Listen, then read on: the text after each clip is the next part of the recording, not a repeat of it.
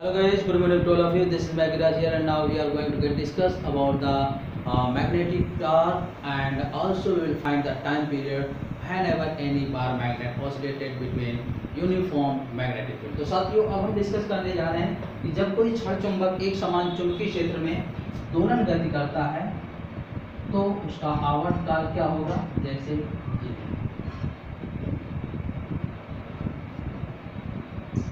इस तरीके से इसकी कंडीशन शो की गई है। तो जब ये इस तरीके से ऑसिलेशन करेगा यानी दोलन गति करेगा तो इसमें जो रेस्टोरिंग टॉर्क होगा वो मैग्नेटिक टॉर्क को अपोज करेगा। It means torque equal to minus M B sine theta, और हम मान लेते हैं कि साइन थीटा बहुत ही छोटा कोण है, स्मॉलर एंगल है, then torque equal to minus M B theta where torque is equal to I into alpha. So Ig, this is moment of inertia, जड़त्व आघूर्ण है, and this is d square theta upon dt square। तो इसमें अगर हम put करते हैं Ig d square theta upon dt square equal to minus mb theta, तो d square theta upon dt square plus mb upon Ig theta equal to 0।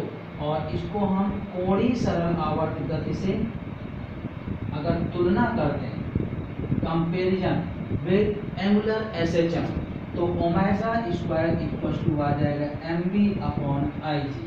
तो omega equal to M B upon I G, ये आ जाएगा omega की value. ध्यान रखना ये negative के इक्वल होगा टर्म बल युग्म का गुण, और ये आई जी इंटू एल्फा यानी प्रत्यानयन बल आघूर्ण के इक्वल होगा, तो वो भी बराबर और विपरीत। तो ये आ जाएगा ओमेगा की जगह अगर हम 2 पाई बाई टी यूज करते हैं under root M B upon I G, तो T equal to 2 pi under root I G upon M B, या T square equal to 4 pi square I G upon M B, ये आ जाएगा। ठीक है। अब इसी से देखिएगा मैग्नेटिक एनर्जी यानी चुंबकीय ऊर्जा क्या होती है, स्थितिज ऊर्जा, मैग्नेटिक पोटेंशियल एनर्जी।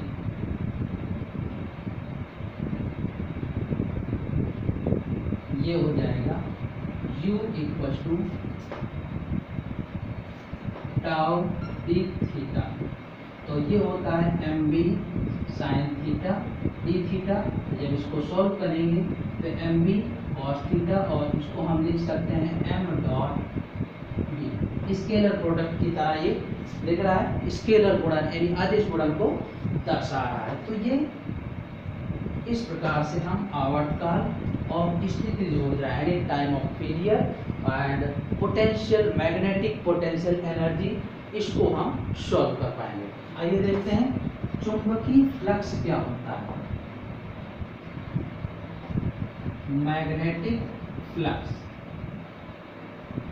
तो मैग्नेटिक फ्लक्स जैसे कोई भी ये पर्टिकुलर एरिया है, इससे ये मैग्नेटिक फील्ड लाइंस पास होती हैं। ठीक है ना, ये पर्टिकुलर एरिया है ds और ये मैग्नेटिक फील्ड लाइंस है। ठीक है, चुंबकीय क्षेत्र रेखाएं, तो फाई बी होता है b dot ds equal to 0, यानी किसी भी पृष्ठ से गुजरने वाला कुल चुंबकीय फ्लक्स शून्य होता है। Means net magnetic flux from any surface which passes from any surface is called zero, is zero, that is known as magnetic flux। Simply अगर हम देखें कि ये इसका जनरल फॉर्मूला कैसे होगा, तो phi equals to B d s cos of theta, यानी बी डॉट डी एस को रिप्रेजेंट करता है इस तरीके से। ठीक है ना, और इसका यूनिट जो होता है उसको हम लिख देते हैं, देखिए newton upon ampere metre into metre square, so newton metre upon ampere ये होता है, और इसी को हम वेबर भी लिखते हैं, और शॉर्टकट में W भी लिखा जाता है। और ये स्केलर क्वांटिटी है, कैसी राशि है, अदिश राशि है। ठीक है ना, ये था चुंबकीय फ्लक्स। ठीक है, क्योंकि वैद्युत ध्रुव यानी इलेक्ट्रिकल डाइपोल में अलग अलग चार्ज थे, तो इलेक्ट्रिकल फ्लक्स था अलग अलग पोल पे, ठीक है ना, अलग अलग ध्रुव पर। बट मैग्नेटिक पोल यानी सिंगल पोल का कोई अस्तित्व नहीं है, यानी संभव नहीं है। Means single pole of magnet doesn't exist. Due to this magnetic total magnetic flux always be zero, हमेशा परिणामी चुंबकीय फ्लक्स होगा और जो कि शून्य ही रहेगा, ठीक है ना। आइए अब हम देखते हैं कि जो भूचुंबकत्व है, अर्थ मैग्नेटिज्म, भूचुंबकत्व,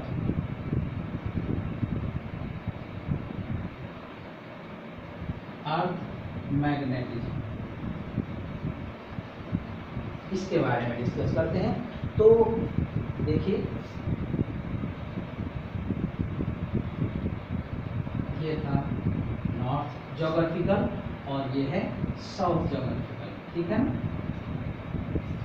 अब इसके हिसाब से अगर ये देखें तो ये बन जाएगा भौगोलिक विषुवत वृत्त, ओके। ज्योग्राफिकल इक्वेटर लाइन है, सर्कल है, और अगर हम इसको देखें तो ये हो जाएगा चुंबकीय विषुवत वृत्त, मैग्नेटिक विषुवत वृत्त, ठीक है, मैग्नेटिक इक्वेटर लाइन। तो इसमें क्या है, ये जो एंगल होता है 11.3 डिग्री का गैप होता है, ये कह सकते हैं नॉर्थ मेरिडियन लाइन, और ये हो जाएगी साउथ मेरिडियन लाइन। और यहाँ से मैग्नेटिक फील्ड लाइन इस तरीके से एंटर करती है और यहाँ से ऐसे ये इमिट करती है, क्लियर। तो हम ये बता सकते हैं इस तरीके से। तो इसमें एंगल का गैप जो होता है 11.3 डिग्री होता है, ठीक है ना।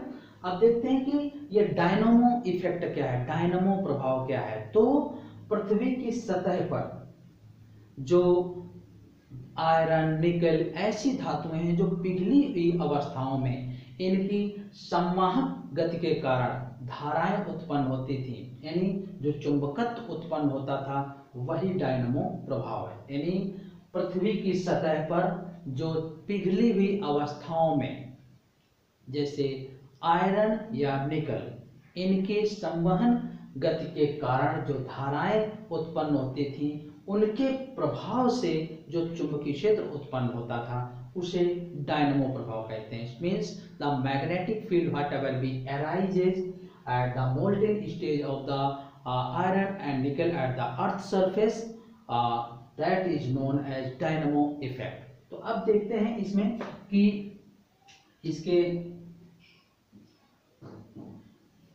तो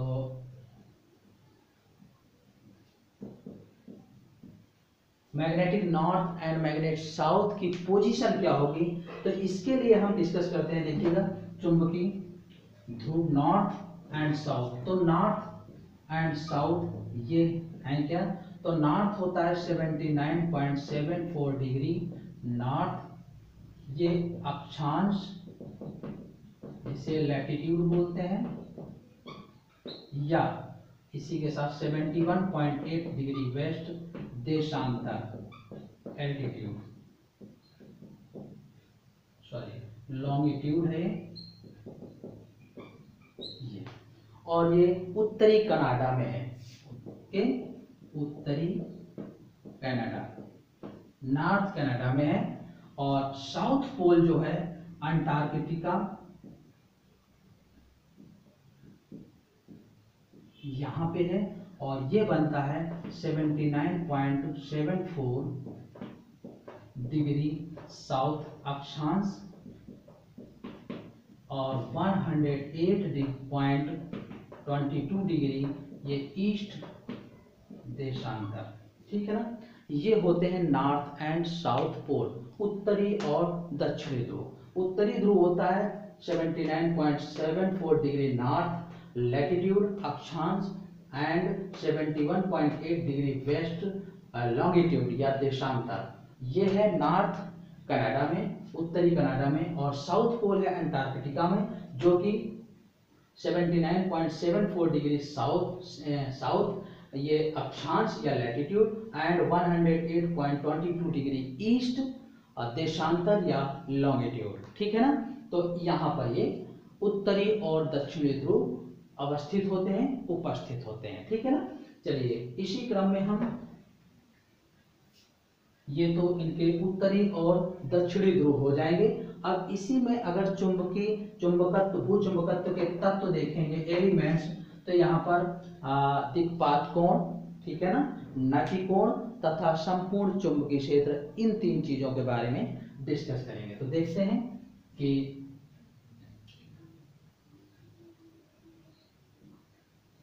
ये है इसका हॉरिजॉन्टल कंपोनेंट HE, यानी ये हो जाएगा BE cos ऑफ थीटा, और ये जो ZE है ऊर्ध्व घटक हो जाएगा ZE, HE equal to BE cos theta, और ZE हो जाएगा BE sin थीटा। सॉरी, यहाँ पर हमने I मान लिया है नति कोण को, ठीक है ना।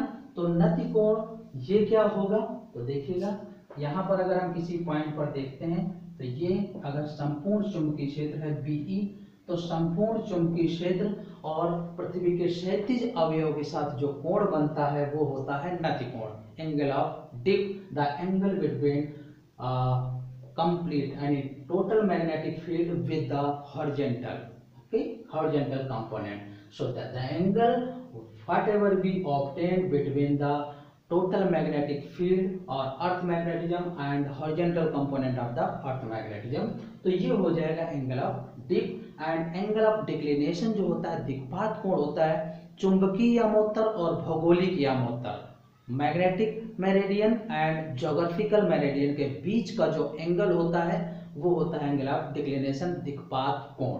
तो ये है ZE एंड BE। तो अगर हम यहाँ पर I की वैल्यू निकालेंगे तो BE sin I upon BE cos I equal to ZE upon HE, ये आ जाएगा, ठीक है ना। तो साइन अपॉन कॉस हो जाएगा tan I, ZE upon HE, और अगर दोनों को स्क्वायर करके ऐड कर दें तो BE square equal to H square plus ZE square. तो BE की वैल्यू आ जाएगी under root HE square plus ZE square. तो ये टोटल मैग्नेटिक फील्ड आ जाएगा, अर्थ मैग्नेटिज्म, और ये एंगल ऑफ डिप की वैल्यू आ जाएगी, ठीक है ना, नति कोण का मान, ओके।